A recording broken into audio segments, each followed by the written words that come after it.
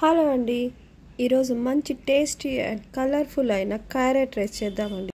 ఈ రైసు 5-10 నిమిషాల్లో చేసుకోవచ్చండి. ఇది మిగిలిపోయిన అన్నంతో కూడా తయారు చేయవచ్చండి. ఈ క్యారెట్ రైస్ చిన్నపిల్లలు కూడా చాలా ఇష్టంగా తింటారండి. ఇది చాలా హెల్దీ ఫుడ్ అండి. ఈ వీడియో స్కిప్ చేయకుండా చూడండి. ముందుగా స్టవ్ మీద బాండీ పెట్టి బాండీ హీట్ ఎక్కిన తర్వాత ఒక 2 స్పూన్లు నెయ్యి వేయండి. నెయ్యి వేసిన తర్వాత 1 స్పూన్ జీలకర్ర, యాలకలు, బిర్యానీ ఆకు, లవంగము, అనాస, దాల్చిన చెక్క వేసి బాగా ఫ్రై చేయండి.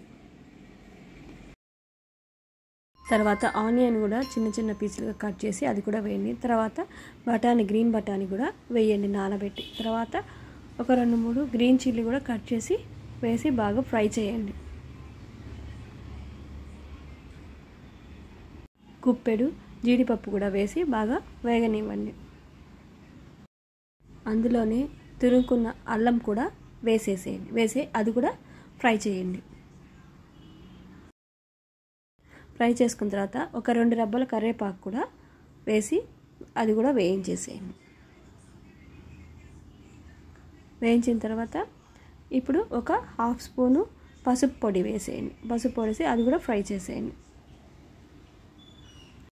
మనం వేసుకున్న ఆనియన్, గ్రీన్ చిల్లీ, పచ్చి బఠానీ ఇవన్నీ బాగా ఫ్రై చేయండి. తర్వాత తురుముకున్న 1 కప్పు క్యారెట్ని కూడా తీసుకొని ఆ తురుమును మొత్తము అందులో వేసేసి బాగా ఫ్రై చేయండి. తర్వాత 1 స్పూను సాల్ట్ వేయండి. సాల్ట్ వేసిన దానికి క్యారెట్ కూడా త్వరగా ఉడుకుతుందండి. ఇప్పుడు దానిపైన మూత పెట్టి ఒక 5 నిమిషాలు ఉడకనివ్వండి. తర్వాత మూత తీసేసి మళ్ళీ మొత్తం మిక్స్ చేసేసేయండి. ఇప్పుడు ఉడికిన తర్వాత కొత్తిమీర కూడా చిన్న చిన్న ముక్కలుగా కట్ చేసి అది కూడా అందులో వేసేసి అది కూడా బాగా మిక్స్ చేసేసేయండి.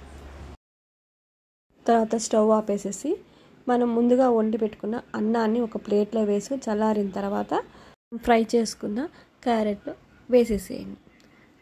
వేసేసి దాన్ని కూడా మొత్తం బాగా మిక్స్ చేసేసేయండి. ఆ విధంగా మిక్స్ చేసేసేయండి. తర్వాత కొంచెం నిమ్మకాయ రసంని పిండేసేసేయండి. అంతే. తర్వాత మళ్ళీ మిక్స్ చేసేసేయండి. ఆ నిమ్మకాయ రసం మొత్తము బాగా మిక్స్ అవ్వాలండి మొత్తం. అంతేనండి, క్యారెట్ రైస్ రెడీ అండి. ఎంతో హెల్దీ అయిన ఫుడ్ అండి.